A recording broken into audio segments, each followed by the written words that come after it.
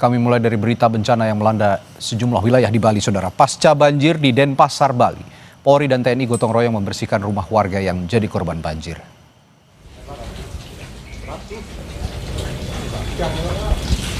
Petugas membersihkan material lumpur, sisa banjir dan mengumpulkan barang-barang yang sempat hanyut.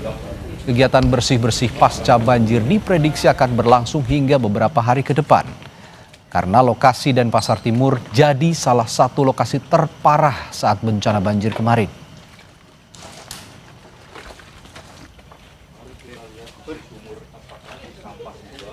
Oh ada Pak, tenggelam itu. Sementara itu Menteri Lingkungan Hidup Hanif Faisal Nurofik menyebut banjir yang terjadi di sejumlah wilayah di Bali salah satunya karena tumpukan sampah yang menyumbat aliran air. Menteri Hanif juga menyampaikan bisa juga banjir di Bali terjadi karena alih fungsi lahan yang berisiko merusak tata ruang alam. Pemerintah pusat dan daerah kini tengah mengkaji kondisi lanskap Bali untuk memastikan apakah kerusakan lingkungan turut memperparah banjir.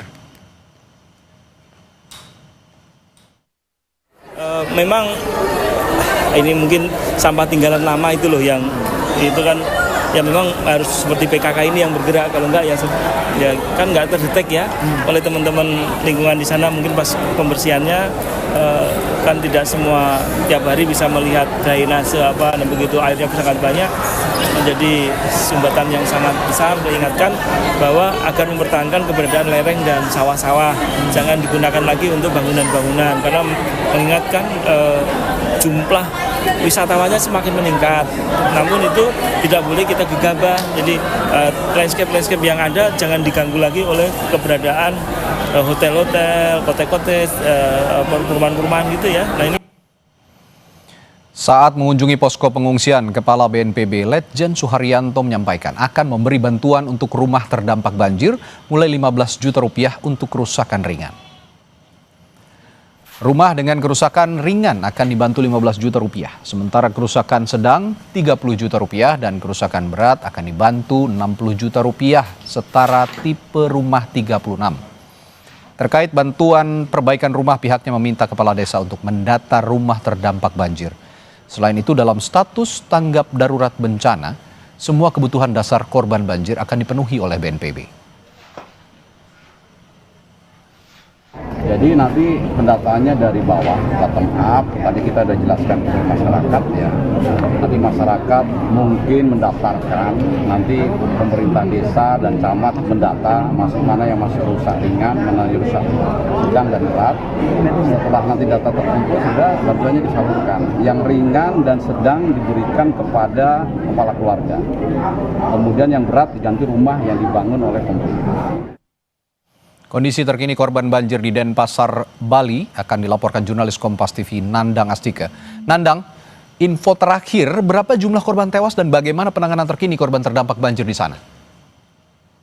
Ya, Radi dan Saudara, memang saat ini ada update informasi yang disampaikan oleh BNPB, yakni jumlah korban banjir yang ada di Bali yang awalnya disampaikan sebanyak 14 orang korban meninggal. Per sore hari ini korban kembali ditemukan satu orang korban meninggal. Jadi jumlah menjadi 15 orang yang meninggal dan satu orang masih dalam pencarian, Rabi. Sementara untuk warga atau korban banjir yang saat ini sedang mengungsi, proses atau bantuan yang dilakukan dari pemerintah, baik itu pemerintah Kota Denpasar maupun dari Pemprov Bali, juga masih melakukan upaya-upaya pendampingan terhadap para korban atau pengungsi ini. Jadi memang sebagian besar yang awal, misalkan kayak salah satu contoh yang ada di Kecamatan Denpasar Timur, sekitar 54 pengungsi di Banjar Tokpati, terus kemudian ada sekitar 42 lagi yang ada di kawasan Denpasar Timur yang masih ada 2 posko lainnya. Mereka pun juga masih tetap bertahan karena mereka belum bisa kembali ke tempat tinggalnya, karena tempat tinggalnya masih kondisinya juga belum begitu normal karena masih banyak material seperti luapan lumpur maupun barang-barang yang kemarin sempat terseret sama banjir seperti itu, Radi.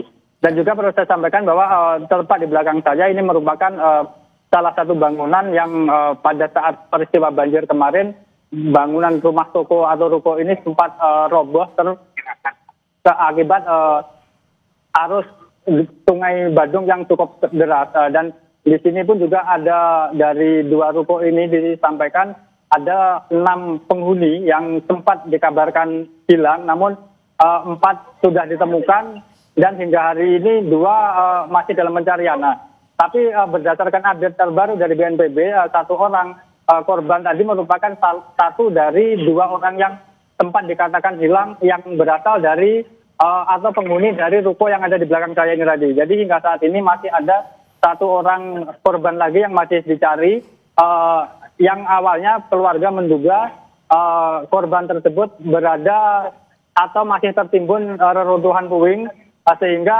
korban sempat berkoordinasi dengan pemerintah Kota Denpasar untuk melakukan pembongkaran ruko ini. Selain tujuan utamanya untuk mencari keberadaan korban, memang dari pemerintah Kota Denpasar sendiri juga ingin memastikan kondisi bangunan yang mengalami kerusakan pasca banjir kemarin yang dikhawatirkan akan menjadi atau terjadi longsor atau ambrolnya lagi, amblasnya lagi bangunan ini semakin parah. Jadi dari hal tersebut kemudian disepakati bahwa kawasan atau ruko yang ada di Jalan Sulawesi ini dilakukan pembongkaran. Dan hingga saat ini pukul 18.39 WITA juga proses pembongkaran juga masih terus dilakukan tadi. Jadi masih ada alat berat yang dikerahkan untuk meratakan puing-puing. Kemudian ada juga 1 alat berat yang lebih berukuran lebih kecil diturunkan ke sungai untuk membongkar puing yang ada di dasar sungai guna memastikan apakah benar korban 1 orang korban yang belum ditemukan itu berada di dalam dasar atau tertutup reruntuhan puing seperti itu tadi. Baik, terima kasih laporan langsung Nandang Astika dari Denpasar, Bali terkait perkembangan terkini penanganan pasca banjir besar yang melanda wilayah Bali dan sekitarnya. Terima kasih, Nandang.